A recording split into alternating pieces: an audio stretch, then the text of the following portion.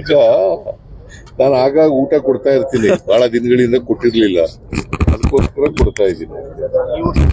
ಅಲ್ಲ ಇದೇನೋ ಸ್ಪೆಷಲ್ ಊಟ ಅನ್ಸರ ಊಟ ಸ್ಪೆಷಲ್ ಏನಲ್ಲ, ಮಾಮೂಲಿ ಊಟನೇ.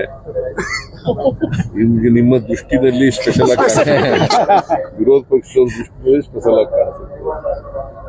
ಇದು ನಾರ್ಮಲ್ ಆಗೇ ಇರ್ತದೆ ಫುಡ್.